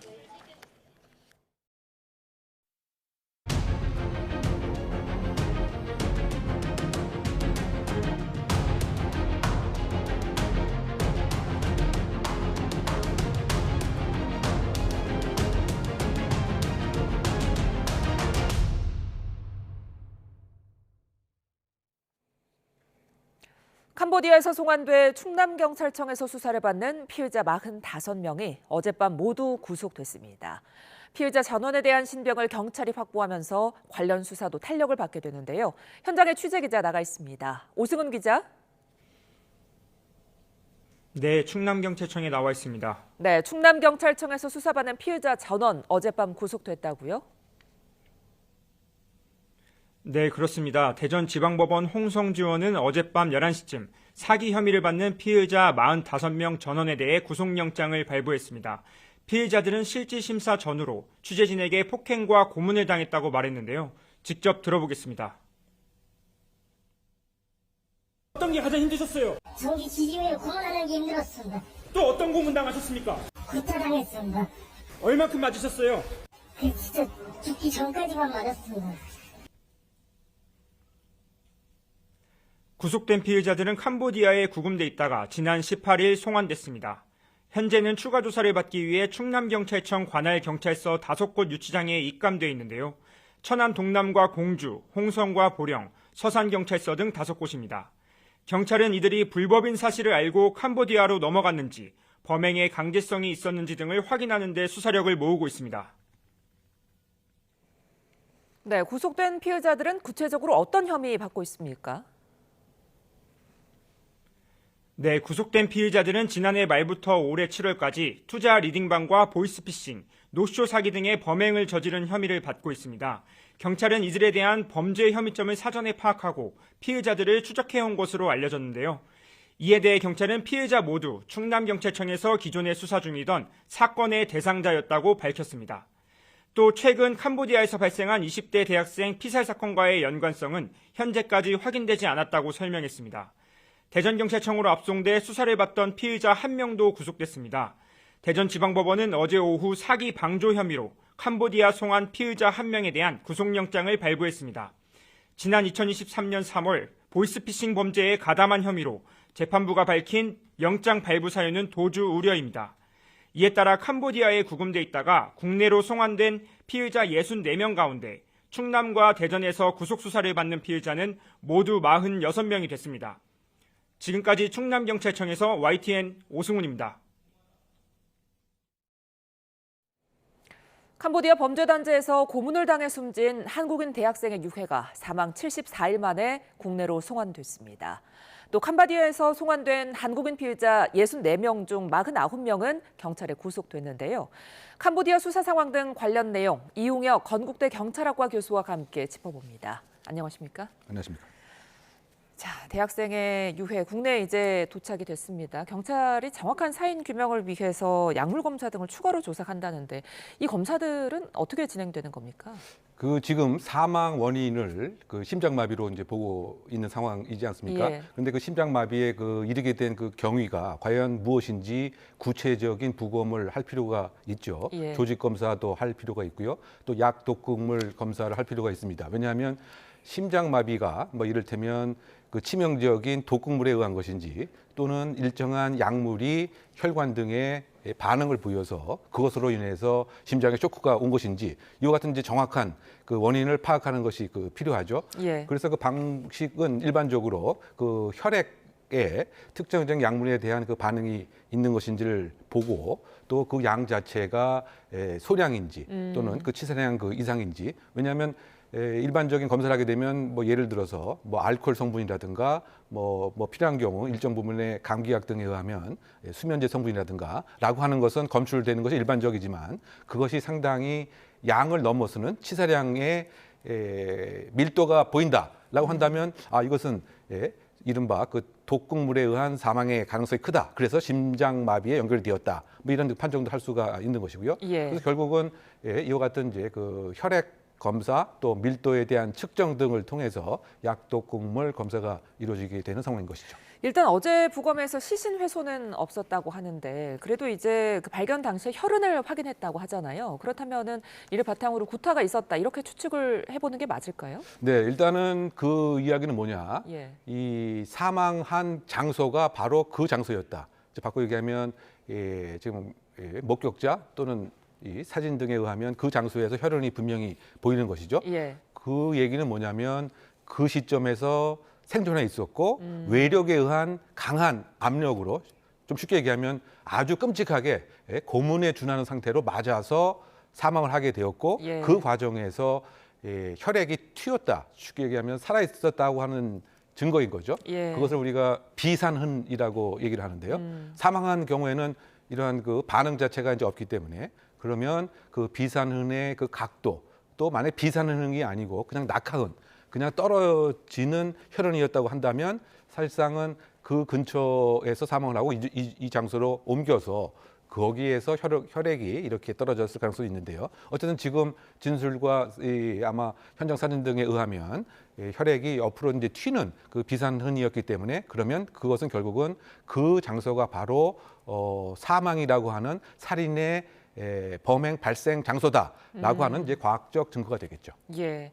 자, 타지에서 너무나 끔찍한 일인데 문제는 캄보디아에서 발생하는 우리 국민 변사 사건이 계속 증가하고 있다고요? 네, 그렇습니다. 특히 이제 우리가 그 주목을 해야 될 그 연도는 2023년, 2024년 이 현재에 이르는 이 시점이죠. 예. 왜냐하면 그 시점을 기점으로 해서 이른바 그 실종 건수 자체도 폭증을 하지 않았습니까? 예. 이를테면 실종 그 사건 신고 건수가 제 기억에 의하면 22년도에는 17건, 23년도에는 230건, 예. 그 다음에 330건까지 뭐 이렇게 되는 것에 비례해서 왜 변사 사건이 증가하느냐 예. 상당히 조금 의심스러운 대목으로 볼 수밖에 없죠. 예. 그 변사 사건 그 수는 2023년도에 이를테면 한 11건에서 그 전에 11건에서 22건 이상으로 폭증을 2배 이상 폭증을 한 예. 것이고 9월 달 현재 17건이라고 본다면 그런데 그 변사라고 하는 그 개념 자체는 병으로 인해서 사망한 것도 아니고 또 어떻게 본다면은 살인이나 기타 범죄의 가능성도 사실은 좀 불분명하고 그래서 우리가 이것을 좀 애매하다라고 하는 측면에서 변사 사건이라고 얘기를 하는데 예. 사실 이것은 수사의 관심과 수사의 역량하고 사실 연동되어 있는 문제인 것이죠. 변사 사건으로 보이지만 실제적으로 수사를 해보고 과학 수사 인프라가 있다고 한다 보면 이것은 외력에 의한 살인 사건의 가능성을 밝히는 그런 가능성이 상당히 높아질 수도 있거든요. 예. 근데 그렇다고 본다면 지금 이 캄보디아에 있어서 여러 가지 그 반인도적인 범죄와 관련돼서 벌써 3명이 일단은 사망을 한 것으로 뭐 2명은 살해 가능성이 있는 것이 아닌가 보이고 1명은 자살인지 뭐 살해인지 좀 애매한 상태입니다만 그렇다고 본다면 이 변사 사건의 상당 부분도 혹시 지금 그 우리 대학생 그 박모 씨의 그 사망처럼 외력에 의한 심장마비로 판단이 되지만 사실상은 용도 폐기가 돼서 살해당했던 그런 것은 아닌지에 대한 상당 부분 이제 의구심도 있는 대목이 아닌가 저는 평가합니다. 예.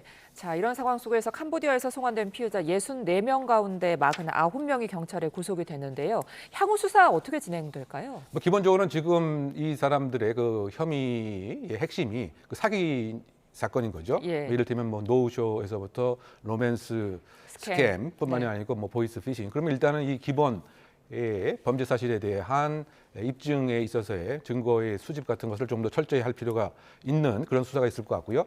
그리고 그 중요한 것은 이 사람들이 일정 부분 서로 간에 소통을 해서 알고 있는 관계의 가능성도 배제할 수는 없기 때문에 그것은 결국은 이 범죄단체 조직의 이런 혐의도 있는 것이죠. 즉 이 사안의 전체적인 조직의 그 모습을 파악하는, 즉 중간책뿐만이 아니고 그 주변 상선을 따라 올라가는 그런 이제 수사가 가장 첫 번째 목적이 될 것 같고요. 예. 두 번째는 이 결국은 이제 돈의 흐름에 관한 이제 추적도 할 필요가 있는 것이죠. 단순히 이 통장만 모집한 것을 떠나서 분명히 이 불법 자금을 다른 곳에 보냈을 텐데 그것이 어디 누구를 거쳐서 어느 식으로 갔는가에 대한 파악, 뭐 이것이 아마 두 번째가 될 테고요.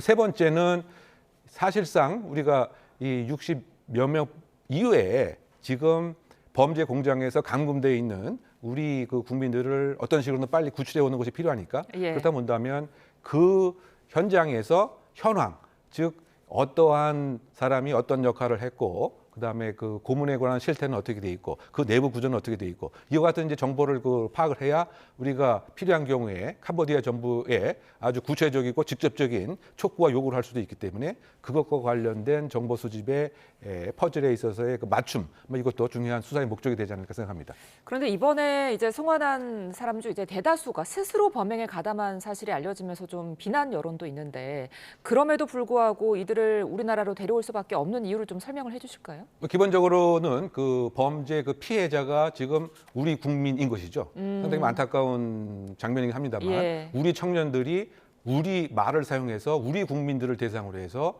각종 사기 범죄를 저질렀다. 예. 즉 범죄 그 피해자가 우리 국민이고 예. 범죄 가해자 역시 이제 우리 국민인 것이다 보니까 예. 다만 이제 범행 발생 장소가 캄보디아의 경우도 있긴 하지만 우리의 경우도 상당히 많이 있고 이것이 왜냐하면 사이버 공간에서 일어나기 때문에 예. 그렇다 본다면 우리의 이것은 중요한 형사 주권에 관한 사항이기 때문에 이 범죄자들을 우리 형사 법정에 세우는 것은 당연한 이제 그 주권적 행위이기 때문에 예. 그래서 일단 64명을 송환한 것으로 생각됩니다. 예. 근데 이들의 그 범죄 고의성은 어떻게 입증할 수 있을까요? 일단은 입건이 되어서 나름대로도 영장이 발부가 되기 때문에 고의성도 상당 부분 지금 현재 입증이 된 셈인데요.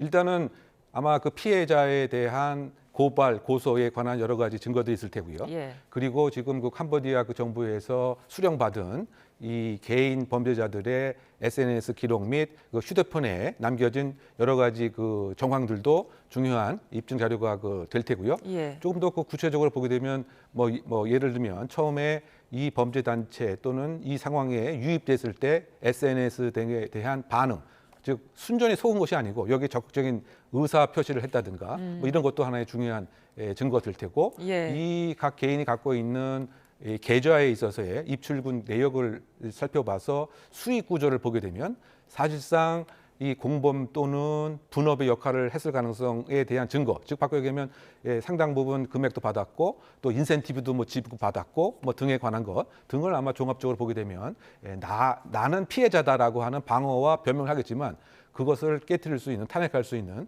그런 증거는 상당히 많지 않을까 생각됩니다. 왜 한때 그 MG 조폭들이 이슈가 된 적이 있었는데 이들이 캄보디아로 건너갔다 이런 분석도 있더라고요. 네, 그 외관상의 연결고리를 보게 되면 또 예. 행태를 보게 되면 예. 그럴 가능성이 상당히 저는 농후하다고 봅니다. 그 왜냐하면 지금 일단은 우리가 공항에서 봤던 외적인 모습을 보면 상당히 그 이른바 MZ 조폭들이 좋아하는 그런 스타일의 문신도 상당히 많이 있고요. 예. 그리고 지금 이 박모 씨, 우리 그 대학생 사망에 이르게 된 그 경위를 보게 되면 그 주변에 있는 선후배들이었는데 예. 이게 다 이제 사실상 그 통장 수거체, 이른바 그 MG 그 조폭의 핵심적인 역할을 하는 그런 그 모습이었고요. 예. 그리고 아마 입건된 상당 부분은 범죄 단체 조직의 근거해서 입건했을 가능성이 크기 때문에 예. 그것이 바로 이제 MZ 세대의 특징인 것이고 예. 그리고 상당히 안타까운 대목이지만 그 일부 그 청년들이 한탕주의, 이른바 그 로또 같은 생각을 갖고서 또 외향적으로 현실적인 욕구가 있고 그거 같은 것이 아울러졌을 때 소위 말해서 상대방 우리 국민이라 하더라도 그냥 물건으로 생각해서 돈을 강취하는, 약취하는 뭐 이런 형태가 요즘에 상당히 안타까운 그 MZ세대의 조폭의 특징인데 예. 그렇게 됐을 가능성도 있고 어떻게 본다면 국내에서의 그 단속이 그 심하고 이른바 그 캄보디아에서는 범죄의 토양이 상당히 비옥한 것을 활용하려고 하는 이런 측면에서 과거에는 주로 필리핀으로 이른바 그 이동을 했다고 한다면 지금은 캄보디아로 바뀐 그런 장소의 이전의 모습이 그 MZ 조폭에 의해서 진행되고 있다라고 생각할 가능성이 크다고 보입니다. 예, 상황이 여러모로 심각한 상황인데 일부 유튜버나 BJ 같은 인터넷 방송인들이 이런 상황 속에서 뭐 조회수라든지 후원금 같은 거를 위해서 캄보디아에서 방송을 예고하면서 논란이 되고 있거든요. 처벌할 수 있는 겁니까? 네, 상당히 뭐 어이없고 상당히 그 비난 가능성이 높은 행위라고 보이는데요. 예. 뭐 처벌과 관련돼서는 그 지역을 우리가 여행 금지 구역으로 설정한 곳에 많이 가는 것 같습니다. 예. 그러면 이것은 분명한 그 여행의 국가의 권위와 계도를 무시해서 예. 이것이 법상에는 여권법에 이와 같은 것을 위반했을 때 1년 이하의 징역, 1,000만 원 이하의 벌금에 처하도록 분명히 명시적으로 규정이 되어 있습니다. 예. 그리고 과거에도 이를테면 뭐 시리아 내전이라든가 뭐 이런 것을 위험 지역으로 예. 여행 금지 구역으로 설정했음에도 예. 간 경우 분명히 이와 같은 처벌을 받았기 때문에 네. 이런 그 소위 말해서 돈에 또다시 눈이 멀어서 이와 같은 그 어려운 그 국가의 나름대로의 저는 인간 안보의 위기가 왔다고 저는 생각하는 측면인데요.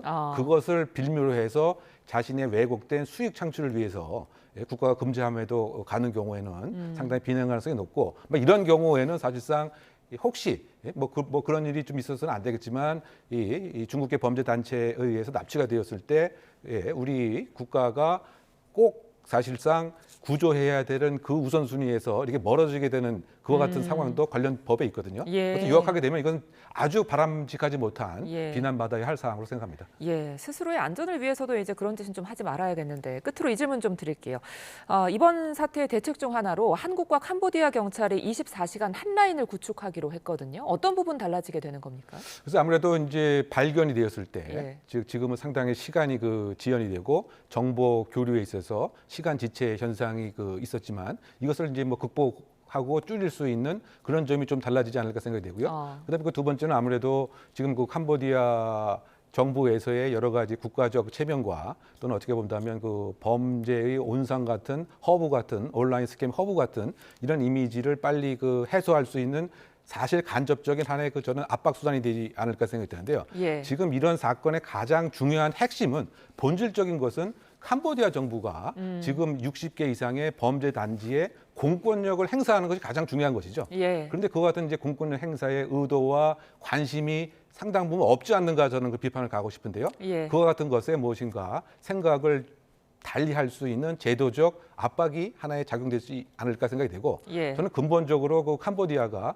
아시안 플러스 3 국가에 속해져 있습니다.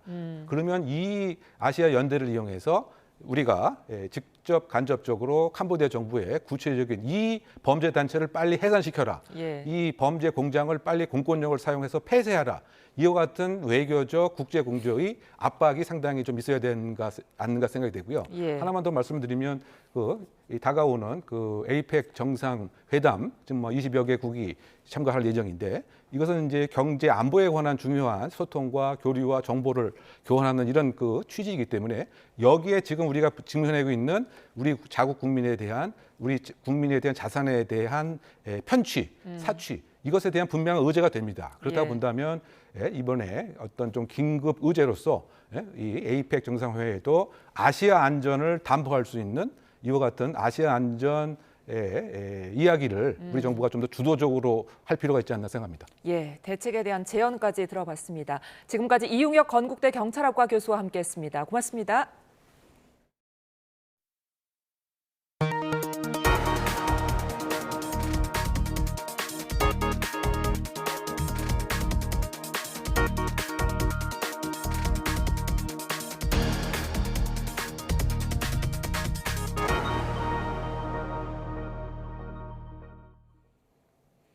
에이펙 정상회의가 열흘 앞으로 다가오면서 경주에서는 세계 각국 주요 인사의 안전을 위한 경비 경호 훈련이 한창입니다.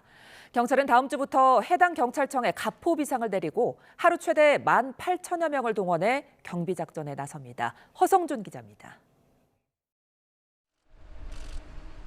완전 무장한 경찰 특공대가 회의장에 도착합니다.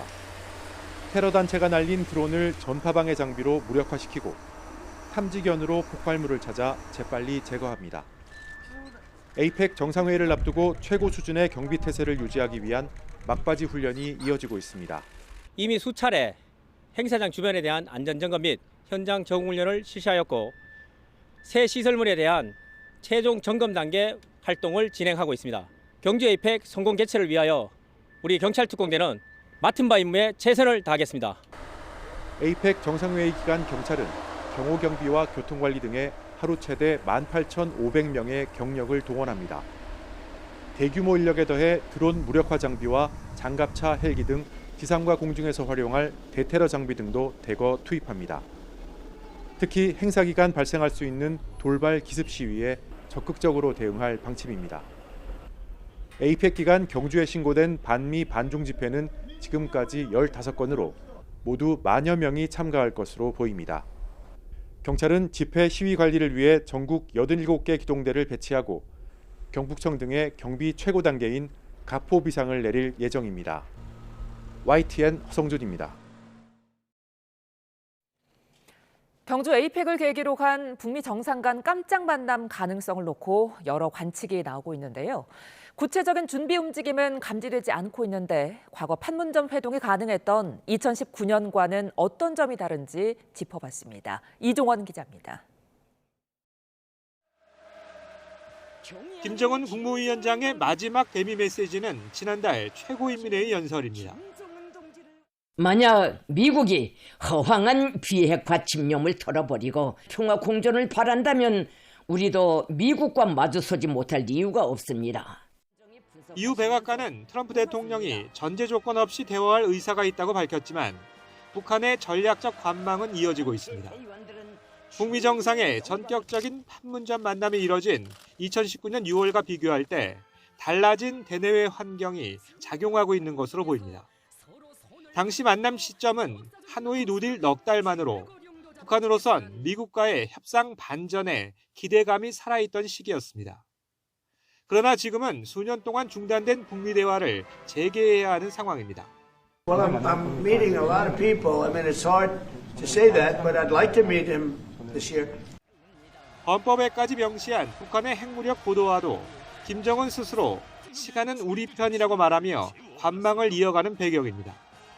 최근 김정은의 광폭 외교 행보에다 중국, 러시아와의 초밀착으로 사실상 대북 제재가 부분적으로 무력화된 점도 북한이 먼저 서두를 필요가 없는 이유입니다. 북한의 적대적 두국가 선언 이후 단절의 벽이 더 높아진 남북 관계도 문재인 정부의 중재 역할이 가능했던 당시와는 큰 차이점입니다. 저의 관여로 남북 관계가 잘 개선되기 쉽지 않은 상태인데 실제로 이 문제를 풀 수 있는 유일한 인물이 트럼프 대통령이십니다. 그럼에도 트럼프의 쇼맨십 외교에 기대를 거는 분위기는 여전한데 방한 직전까진 트럼프 SNS에 세계 이목이 집중될 것으로 보입니다. YTN 이종원입니다. 미국 정부가 최근 한반도 전문가 등으로 구성된 대북팀을 한국으로 파견해 경주 에이펙 정상회의 기간 북미 정상회담 추진을 북한 측에 타진했던 거로 전해졌습니다. 정부 핵심 관계자는 트럼프 행정부의 대북팀이 서울에 머물며 유엔사를 통해 북한과 접촉을 시도했느냐는 오늘 YTN 취재진의 질문에 그랬을 거라는 취지로 답했습니다. 이 관계자는 다만 트럼프 대통령과 김정은 북한 국무위원장이 경주 에이펙 정상회의 기간 실제로 만날지에 대해선 진척은 없는 거로 알고 있다고 덧붙였습니다. 또 다른 정부 고위 관계자도 오늘 YTN에 두 정상이 판문점에서 회동한다면 유엔사의 움직임이 사전에 포착돼야 하는데 아직은 그렇지 않다며 경주 에이펙 기간 북미 정상회담 가능성을 낮게 봤습니다. 낮이 되니 가을 햇살이 비추며 아침과는 상반된 날씨를 보이고 있습니다. 현재 서울 기온은 12.6도로 아침에 비해 8도가량 올랐고요. 아침에 입고 나온 겉옷이 다소 거추장스럽게 느껴지고 있습니다. 들쑥날쑥한 기온 변화에 몸이 적응하기 쉽지 않습니다. 감기 걸리지 않도록 체온 조절 잘 해주시기 바랍니다. 오늘도 내륙 하늘에는 구름만 다소 지나고 있습니다. 반면 동해안을 중심으로는 약한 비가 이어지고 있는데요. 오늘 영동 지방에 최고 30mm, 영남 동해안에도 비가 조금 내리겠습니다. 당분간 이 지역에는 비가 계속되는 가운데 높은 산간에서는 내렸던 눈이 녹았다가 또 얼기를 반복하겠습니다. 도로 살얼음에 주의하시기 바랍니다. 오늘 아침 때이른 추위에 고비를 넘기고 한낮에는 서울 15도, 광주 17도, 대구 18도까지 오르겠습니다. 여전히 예년보다는 낮은 기온이지만 낮 동안 아침보다는 활동하기 수월하겠습니다. 기온은 점차 예년 수준을 회복하며 주 후반에는 무난한 늦가을 날씨가 나타나겠습니다. 하지만 다음 주 초반에는 또다시 초겨울 추위가 찾아올 전망입니다. 현재 대부분 해상에는 풍랑특보가 발효 중입니다. 바람이 강하게 불고 물결이 거세게 이는 만큼 항해나 조업하는 선박은 각별히 유의하시기 바랍니다. 지금까지 YTN 원희다입니다. 이상으로 화요일 뉴스나우 마칩니다. 시청해주신 여러분 고맙습니다.